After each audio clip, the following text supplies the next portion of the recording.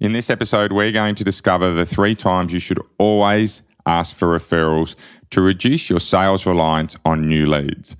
Welcome to Sales Growth Made Simple, the show helping 7 to 8 figure trade, construction, and industry sales and business leaders finally end the stress of inconsistent sales by simplifying your sales systems so your team can close more deals and grow faster.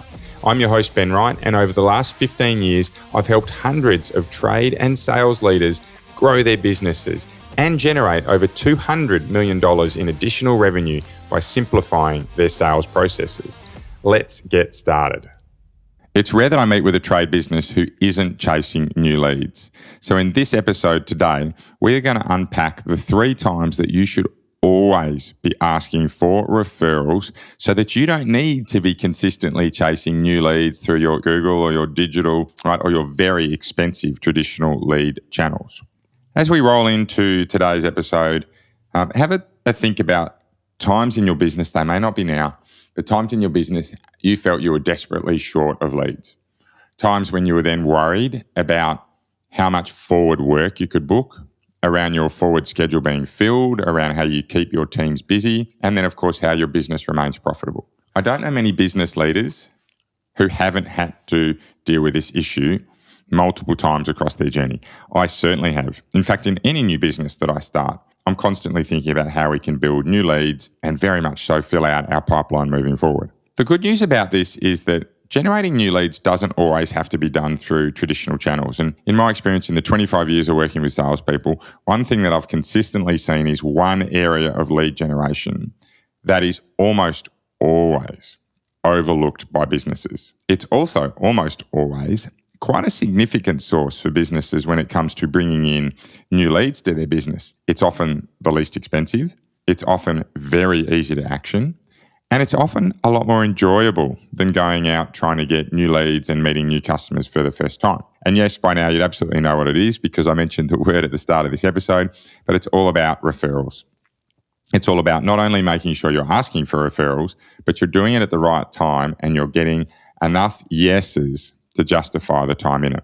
So for me, across the tens of thousands of deals that I've worked with, there really are 3 times when I see referrals being effective to ask for. 3 times, not just one, but 3 times. And I will say that the 3 times won't always apply to every business, i.e. you won't always be asking for referrals at each of these 3 times. However, every business, every single business that is listening now, every single leader that's listening now, at least 1 and more than likely 2 of these are going to apply to you at a minimum when it comes to asking for referrals. So let's have a look at what those 3 times are. Number 1 is a very common method, particularly for those businesses that have short delivery cycles and particularly for those businesses that have quite engaging sales cycles. And that's to ask for a referral straight away when you do the deal.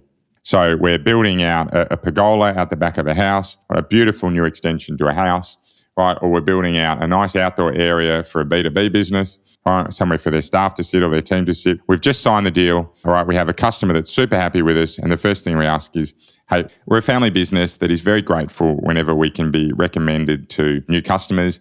Is there anyone you know that's looking into doing this now, right? Whether you're a commercial business or a residential business, a homeowner, is there anyone you know that's looking into doing this right now that we could speak to? So it's at that time when you've just signed the deal, the customer's happy with what you've done so far from a sales process point of view, and it's a nice little opportunistic moment to ask if they know anyone else. Now, the key here when we're asking for referrals is to make sure that we're asking if they know anyone else who's interested. Right? It's not asking them to say, do you have anyone else that you could refer us to? That's a very different and it's a much harsher way of asking to be introduced to someone than, is there anyone you know that we could talk to? Is there anyone you know that's interested? Right? It's a much less confronting use of words.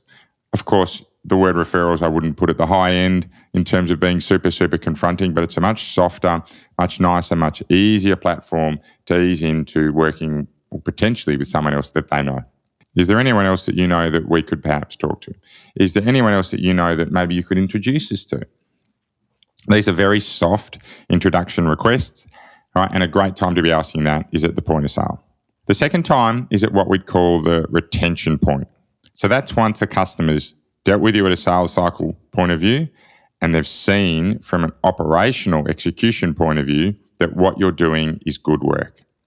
So if you're building out that pergola out the back, once they've seen the detail that you've put into putting the posts up, and you have 4 beautifully set posts, concreted in, nice and sturdy, perfectly straight, the project is starting to come to life, and the customer's like, wow, I can't wait to see this come to life. I can't wait to see this happen, right? There's a great book out there called Retention Point by Robert Skrob, S-K-R-O-B, worth reading, Retention Point by Robert Skrob, if you get a moment. However, the retention point's all about that moment in time when your customers are super committed to not just what you've said you're going to deliver, but what you are delivering. So have a think about your type of industry, your type of business, that moment when you've turned soil, when you've made some effective momentum forward in your project delivery, things are going well for the customer, right, and they're happy with the progress. Great time to be asking for a referral, particularly if you're out on site and you're checking in on the project to see how things are going. The project's going well. Right, again, it's that soft question. Hey, is there anyone else you know that would be really interested in speaking to us? Hey, your posts are looking good. Do you have any of your friends, right, or your business colleagues that would be interested in learning a bit more about what we do? Is there anyone else you know that could do with a pergola that you'd love us to speak to? So that's the second point in time. Great time to be asking for referrals. And the third one here, this is the easiest entry point and the most obvious for a lot of businesses, and that's once the project's done and the benefits from the project are being achieved. So if we're looking at the pergola example, it's up, the posts are up, the roof's up, it's being used. A couple of weeks after it's gone in, we've had a beautiful outdoor day, and we know that could have been the perfect time that our customers out there with their friends, with their family, right, and actually using that pergola area.